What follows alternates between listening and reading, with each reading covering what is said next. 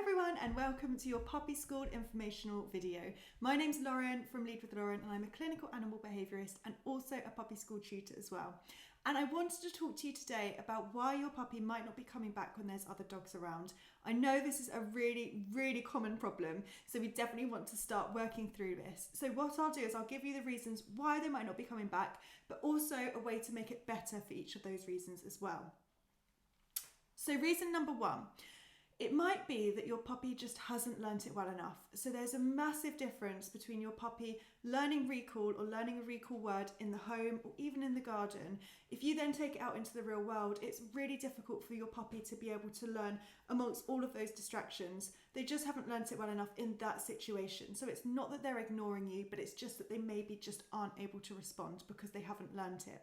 So what I want you to do with this one is you really want to start making sure you practice your recall in every situation. So at home, you're going to call your puppy and reward them for when they come back and reward them with something that they want, which I'm going to come on to. You're going to do that in the garden. And then when you start doing it when you're out and about, start small. So all you're going to do is just make it really structured. And by structured, what I mean is you're going to have one person hold your puppy, the other person's going to move away and call them, and you're just going to do a few recalls like that before you put them back on the lead. Do this when there's nobody else around, so you've got a really high likelihood of success. Every single time your puppy learns that it's successful, coming back to you means they get something nice. It means they're more likely to repeat it when there's more distractions around. You gradually build these distractions in. So don't worry if you're struggling to go from home to outside. Start small and start to build on it as your puppy starts to get better. Here you can see Maggie doing a really lovely recall between two owners. There's a really nice channel that she's running towards. There's no one else around and she's going straight towards the other owner. So this is a successful recall and a nice place to start practicing. Now we've got Ted doing an amazing recall right across a bigger distance. So you can see right in the distance there's one of his owners and you can hear that the owner has called them and he's returning over that big distance. Again, no one else around in this clip.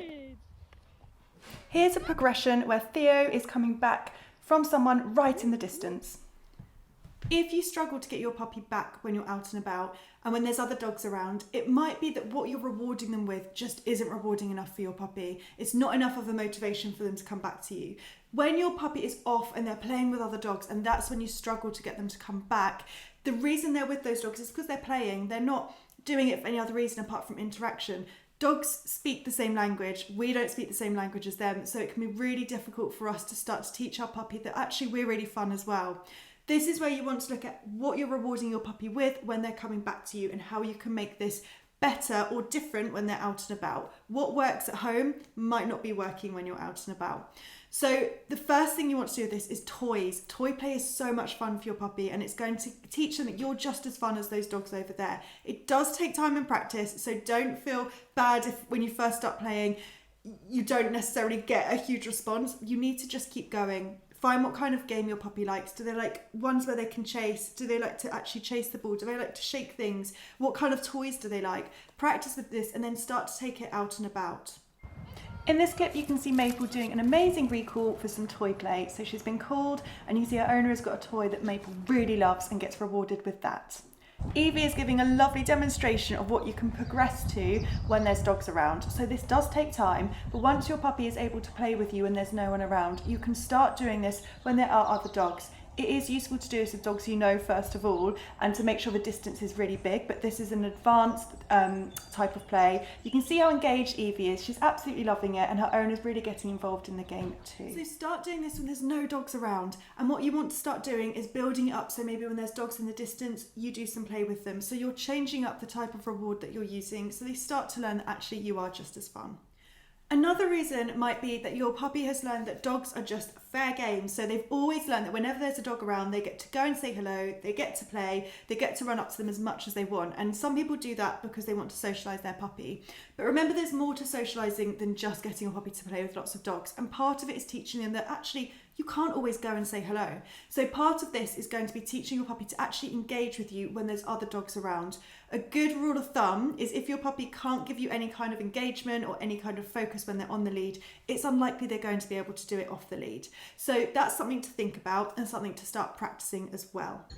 Here's lovely Evie showing off that she can look at other dogs but also give her owner attention, and her owner is rewarding her with some food finds. The dogs are a little bit closer to Evie this time. What's important is these dogs are just as focused on their owner as well, making it much easier for Evie's owner. And what Evie's owner is doing is she's waiting for Evie to give her a check-in, and then she's rewarding that. So reward any kind of engagement with your dog so we know that that gets rewarded. It might be that you need to start assessing the situation more. So it could be that your puppy is running off and not coming back when there's other dogs because they've been off lead in a situation where they're just not going to be successful. So part of this is going to be risk assessing and assessing the dogs and the situation that they're able to go up to. So one golden rule is if you ever see a dog on the lead, put your puppy back on the lead.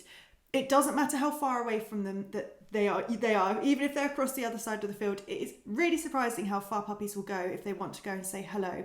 And that dog might be on the lead because they're anxious, they're reactive, they're in season, they might be ill, they might be injured, they might be contagious, they might be aggressive. So it's keeping your puppy safe and teaching them that they can't always go and say hello to every single dog. You also want to assess what the other dogs are like.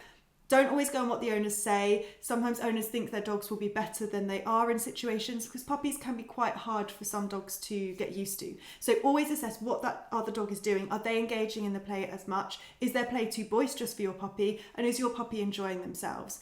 What you can start doing in this situation when there are other dogs is when you've made sure the puppy is able to check in with you, you've assessed the situation, they look like nice dogs, they look like dogs your puppy will be able to play with, and when your puppy is allowed to go and play, they have a nice play, what you can start doing is calling your puppy back to you, rewarding them, letting them go and play again. So they're not learning that it's all about coming back to you ends the game. You're part of the fun, and all you're going to do is add something nice and stop. What you'll also add something nice and let them go. What you also really want to start doing is making sure that you do keep those play sessions short. So as much as you call them back and let them go back, sometimes you're going to call them back, put them on the lead, do a bit of engagement work with your food or your toy, and then you might let them off again once they're nice and calm. So these are all things to think about when there's other dogs around. Here's a lovely example of this. So you've got a young puppy here who's with their owners, but we're making sure that they're checking back in with their owners. So you can see that check in there. The owners have said, yeah, that's okay. You can go and say hello to this little friendly dog, obviously having checked with the dog's owners beforehand. And you can see the puppy's having a lovely interaction there. So these dogs joining are dogs that the puppy is walking with. And once they've realised that it's okay, they've gone to say hello as well. So they're having a little sniff, a little short interaction, and now this puppy's been called back. So they're coming away from that interaction and being rewarded really nicely as well, and keeping going with the owners once they finish. Call your puppy back when they're likely to come back. So at the moment, these puppies are having a lovely play together, so the owners are waiting for them to have a pause before calling them back. One big problem that people come across is that they don't know how to practice when there's other dogs around. So it might be that when your dog is off the lead, as soon as there's other dogs, they don't listen to you. So you're going to do all the things that I've spoken about, but what I would also suggest is you look at a long line. So a long line is going to manage the behaviour. It means they're not going to go shooting off to every single dog that they see. What you want to be really aware of is you can't just stick a line on your dog. A long line, by the way, isn't an extendable. It's a line that dropped. It hasn't got any kind of mechanism because they're much easier for recall. So what you're going to do with this is you're going to practice at home, getting used to handling it, because you don't want your puppy tangling you up or other dogs, and you don't want to be tripping over it. You need to have the right skills first before you take it out into the real life. Here we've got puppy school tutor Cheryl with her puppy Jumble. So this is one of Jumble's first times on a long line, and can you see how Cheryl's keeping the line really, really slack? She's not keeping it tight at all, but she's also got the length tied up in her hand, looped up in her hand. And the reason for that is it means you're not going to trip yourself up. You can see that Jumble is going right to the end of the line there. So what Cheryl's doing is just waiting for her to come back, making a little noise and encouraging her back towards her. So Jumble is learning to stay in the vicinity of where her owner is. Cheryl is also using lots of rewards to keep Jumble engaged. Here you can see how Cheryl is managing the line. So she's not keeping it so loose that it's dragging on the floor, but she's making sure that she's got some slack in that line. And when she starts to gather it in, can you see she's looping that line back in? And the puppy is learning to stay close to Cheryl, to not go too far, to not pull on the lead, but to also have a bit of freedom to explore, to eat the treats that Cheryl's put down, and to sort of find out more about the environment. To progress on this, you've got a lovely puppy here who is doing an amazing recall. You can see the long long line is always on a harness to make sure there's no pulling on the neck at all. You can see that there's somewhere where there's no distractions. You can see that the long line has actually been dropped. So the long line is serving as a way to manage the behaviour. They're also doing some really lovely recalls in between the two owners with the long line on. So this is also an option if you're worried about there being other people suddenly appearing in the environment when you do let your puppy off the lead. Remember, if you struggle with any of this, if you need somebody to help you with long line handling skills, or you need somebody to come and help you, please do contact your nearest puppy school tutor, because they will be more than happy to help. I really hope this has helped. I hope it gives you some confidence to go and try building your puppy's recall success when they're out and about, when there's other dogs. Please comment and share and tag someone that needs to see this, because I really hope it gets out to as many people as possible. Thank you so much for watching, and I look forward to seeing how you get on. Let's finish on Ruby's amazing recall across the distance. There's no reason why you and your dog can't get to this stage, so get practicing, and of course let us know exactly how you get on. You clever girl!